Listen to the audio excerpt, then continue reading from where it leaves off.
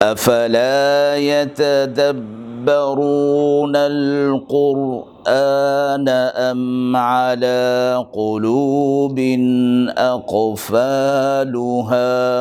تو کیا یہ لوگ قرآن میں غور نہیں کرتے یا دلوں پر قفل لگ رہے ہیں؟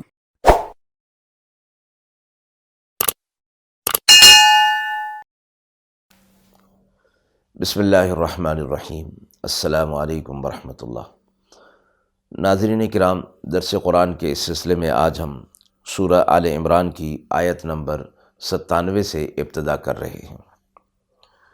اعوذ باللہ من الشیطان الرجیم، بسم اللہ الرحمن الرحیم۔ فیہ آیات بینات مقام ابراہیم ومن دخلہ کان آمنا وللہ علی الناس حج البیت من استطاع الیہ سبیلا ومن کفر فإن اللہ غنی عن العالمین۔ اس میں نشانیاں ہیں ظاہری، جیسے مقام ابراہیم، اور جو اس میں داخل ہو گیا اس کو امن ملا، اور اللہ کا حق ہے لوگوں پر حج کرنا اس گھر کا۔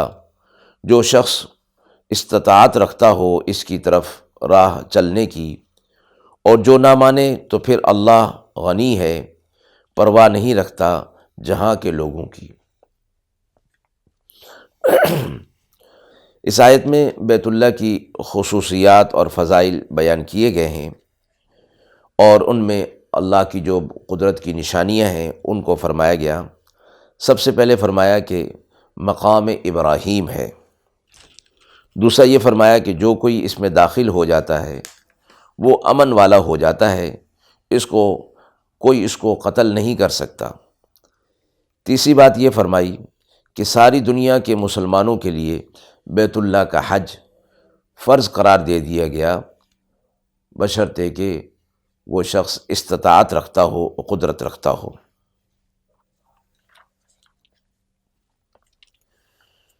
مقام ابراہیم کے حوالے سے فرمایا گیا کہ یہ اللہ کی نشانیوں میں سے ہے۔ قرآن مجید نے واضح طور پر، خاص طور پر اس کا ذکر فرمایا، اور اس پتھر کا ذکر فرمایا جس پر کھڑے ہو کر ابراہیم علیہ السلام بیت اللہ کی تعمیر فرماتے تھے۔ اور بعض روایات میں ہے کہ پتھر تعمیر کی بلندی کے ساتھ ساتھ خود بخود بلند ہو جاتا تھا، اور نیچے اترنے کے وقت نیچے ہو جایا کرتا تھا۔ اس پتھر پر حضرت ابراہیم علیہ السلام کے قدم مبارک کا نشان آج تک موجود ہے، اور یہ آیات قدرت اور آیات الہی میں سے ہے جو بیت اللہ کی اعلیٰ فضیلت سے متعلق ہے۔ دوسری بات یہ فرمائی گئی کہ جو کوئی اس میں داخل ہو جاتا ہے امن والا ہو جاتا ہے، مامون اور محفوظ ہو جاتا ہے۔ تشریعی طور پر بھی اللہ کی طرف سے یہ حکم فرمایا گیا ہے کہ جو شخص اس میں داخل ہو جائے اس کو ستایا نہ جائے، اگر جرم دار ہو تو وہاں اس کو سزا نہ دی جائے، بلکہ اسے مجبور کیا جائے گا کہ وہ حرم سے باہر نکلے، باہر آنے پر ہی اس کو سزا جاری کی جا سکتی ہے۔ اسی طرح حرم میں داخل ہونے والا شرعی طور پر محفوظ ہو جاتا ہے۔ دوسری بات یہ ہے کہ ہر قوم اور ملت کے دلوں میں اللہ رب العزت نے بیت اللہ کی عظمت بٹھا دی ہے۔ زمانہ جاہلیت میں بھی زار اختلاف کے باوجود لوگ اس عقیدے پر متفق تھے کہ اس میں داخل ہونے والا چاہے مجرم ہو، دشمن ہو، تو حرم کا احترام اس بات کا تقاضا کرتا ہے کہ اس کو وہاں کچھ نہ کہا جائے، حرم کو عام جھگڑوں، لڑائیوں سے محفوظ رکھا جائے۔ یہ چیز زمانہ جاہلیت میں عرب میں بھی مسلم تھی۔ قبائل خواہ کتنے ہی آپس میں رنجیدہ ہوں، عملی خرابیوں میں مبتلا ہوں، مگر بیت اللہ کی حرمت اور عظمت پر سب جان دینے کے لیے تیار ہو جایا کرتے تھے۔ اگلی بات جو فرمائی گئی، تیسری خصوصیت، حج بیت اللہ کا فرض ہونا۔ اللہ رب العزت نے اس پر لازم فرمایا ہے، حج کرنا لازم فرمایا ہے کہ قدرت اور استطاعت والے کے لیے من استطاع الیہ سبیلا، اور اس استطاعت کی تفصیل میں یہ فرمایا گیا کہ ضروریات اس کے پاس ہوں اور اتنا مال ہو جس سے وہ بیت اللہ آنے جانے اور وہاں کے قیام اور وہاں کے معمولات کا خرچ برداشت کر سکے، اور اپنی واپسی تک اپنے اہل و عیال کے نان و نفقے کا بھی انتظام اس کے پاس ہو۔ ساتھ ہی فرمایا کہ ہاتھ پاؤں اور آنکھوں سے معذور نہ ہو، کیونکہ یہ بھی استطاعت میں شامل ہے کہ ایسے معذور کو اپنے وطن میں چلنا پھرنا، اپنی جگہ پر چلنا پھرنا مشکل ہے، تو وہاں جانے اور حج کے ارکان ادا کرنے میں بھی اس کو مشکل ہوگی۔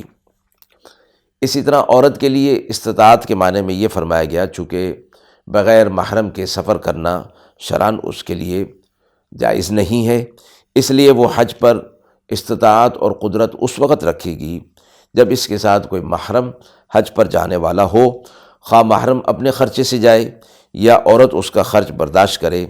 اسی طرح وہاں تک پہنچنے کے لیے راستہ اور حالات بھی پرامن ہونا بھی استطاعت میں داخل ہے۔ اگر اسی طرح راستے میں بدامنی ہو، جان و مال کے تلف ہو جانے کا کبھی خطرہ ہو، تو حج کی استطاعت نہیں سمجھی جائے گی۔ فرمایا گیا کہ یہ حج فرض ہے، اور جو اس کی فرضیت کا انکار کرتا ہے، فرمایا کہ وہ دائرہ اسلام سے خارج ہے۔ صراحتاً حج کا منکر ہو، حج کو فرض نہ سمجھے، اس کا دائرہ اسلام سے خارج ہونا اور کافر ہونا ظاہر ہے۔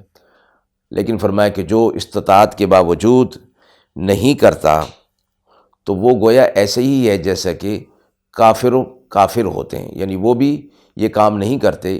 اور اس کی مثال بالکل اس حدیث مبارکہ سے ملتی ہے جس میں آپ صلی اللہ علیہ وسلم نے فرمایا کہ من ترک الصلاۃ فقد کفر، کہ جو نماز کو ترک کر دیتا ہے گویا وہ کفر کر لیتا ہے، یعنی ایسا کام کر لیا گویا اس نے جیسے کہ کافر کرتا ہے۔ اسی طرح حج سے متعلق فرمایا گیا ہے۔ وآخر دعوانا ان الحمد للہ رب العالمین۔